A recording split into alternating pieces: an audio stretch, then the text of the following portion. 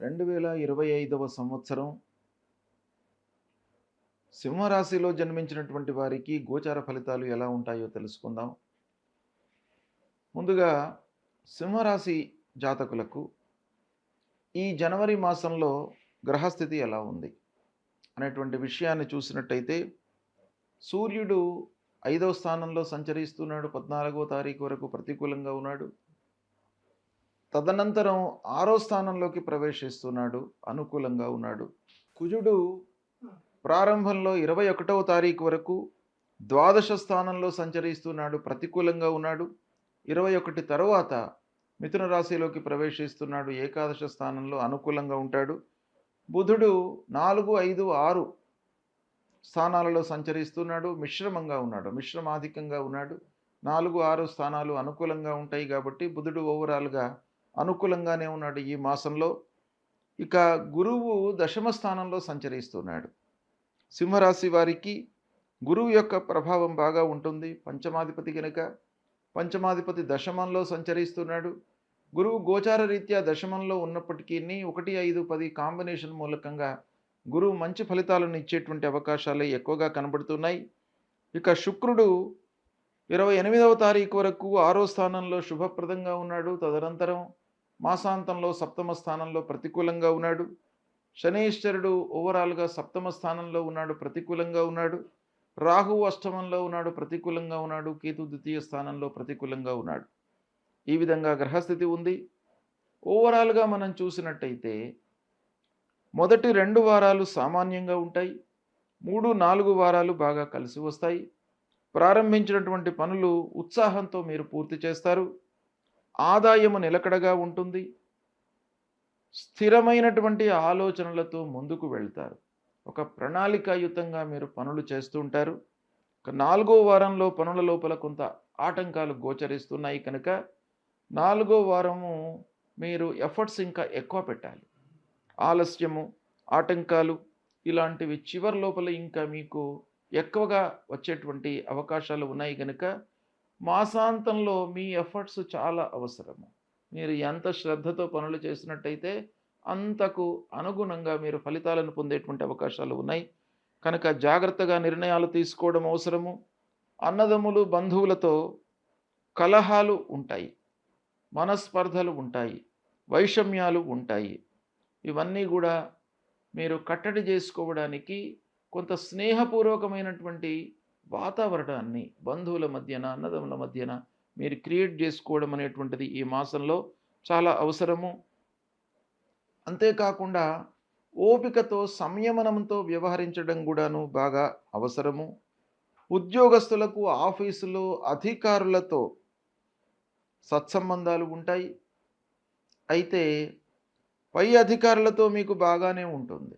తోటి ఉద్యోగస్తులతో మీరు కొంత కలిసి మెలిసి ఉండడానికై మీరు ప్రయత్నాలు బాగా చేయాలి.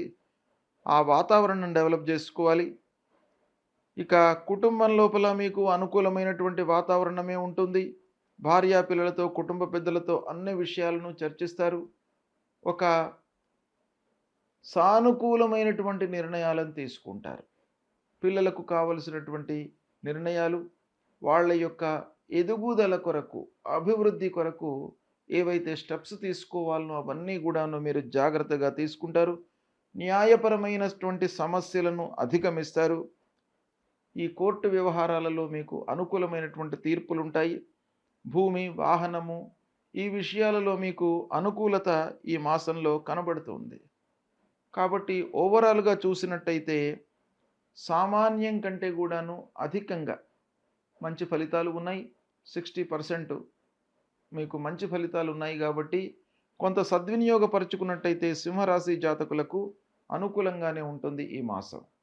అయితే ఈ మాసంలో ముఖ్యంగా మీకేంటంటే గోచార రీత్యా గురు భగవానుడు దశమంలో సంచరిస్తున్నప్పటికీ సింహరాశి వారికి పంచమాధిపతి అవుతున్నాడు, అష్టమాధిపతి అవుతున్నాడు. అలాంటి గ్రహము దశమంలో సంచరిస్తున్నాడు, శత్రుస్థానంలో సంచరిస్తున్నాడు, గోచార రీత్యా ప్రతికూలం. ఈ కాంబినేషన్ను మనం చూసినట్టయితే 65% గురువు మీకు మంచి ఫలితాన్నే ఇస్తాడు సింహరాశి వారికి. కాబట్టి పనులు అయ్యేటువంటి అవకాశాలు ఉన్నాయి. చదువు కలిసి వస్తుంది. చేసేటువంటి వృత్తి వ్యాపారాలు అనుకూలంగానే ఉంటాయి. అయితే ఓవరాల్‌గా మనకు ఈ మాసంలో ఏ గ్రహాలు బాగాలేవు అని చూసినట్టయితే ముఖ్యంగా అష్టమ స్థానంలో రాహువు.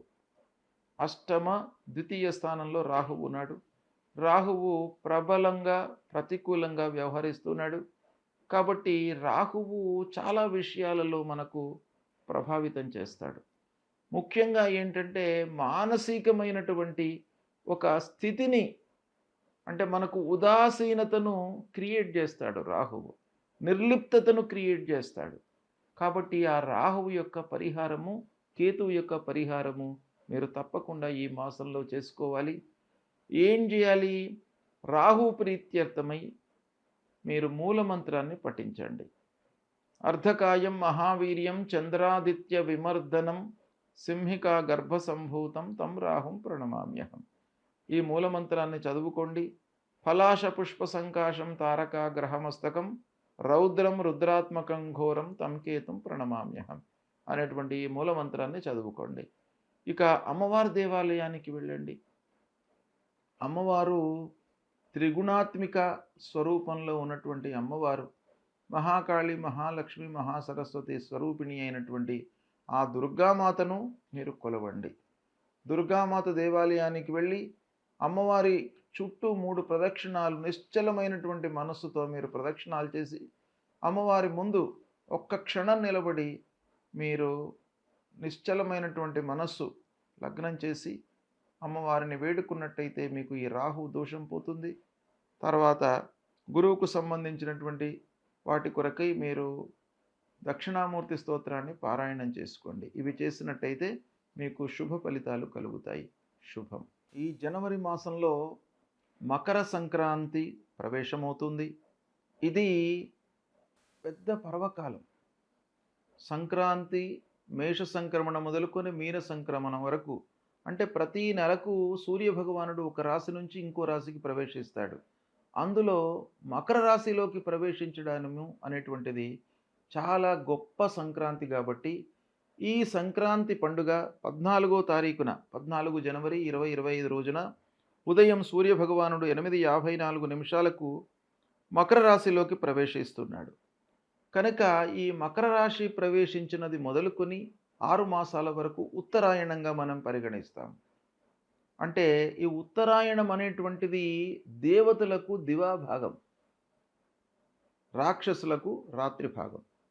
కనుక ఈ ఉత్తరాయణం ప్రారంభమైన తర్వాత మంచి పనులు చేసుకోవడానికి, శుభకార్యాలు చేసుకోవడానికి అత్యుత్తమమైనటువంటి పర్వకాలంగా మనకు శాస్త్రాలు చెప్తున్నాయి. గనక ఈ మకర సంక్రాంతి రోజున మనము ఏం చేయాలి అనేటువంటి విషయాన్ని మనం చూసినట్టయితే ఈ సమయం లోపల, ఏ సమయము ప్రవేశమైనది మొదలుకొని, అంటే ఉదయం 14వ తారీఖు నాడు 8:54 మకరానికి సూర్యభగవానుడు ప్రవేశిస్తున్నాడు.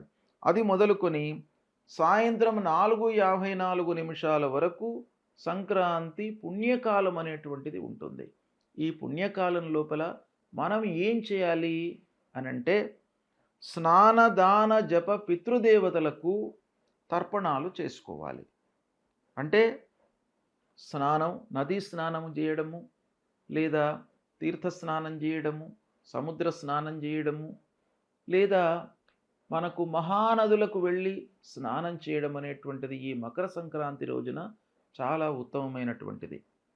తర్వాత మనకు తోచిన రీతిగా దానం చేసుకోవాలి. అంటే ఈ పర్వకాల సమయం లోపల మనం ఏదైతే దానం చేస్తామో అది అక్షయ్యమైనటువంటి పుణ్యఫలాన్ని ఇస్తుంది. అంటే మామూలు రోజులలో దానం చేయడం వేరు, పర్వకాలంలో దానం చేయడం వేరు.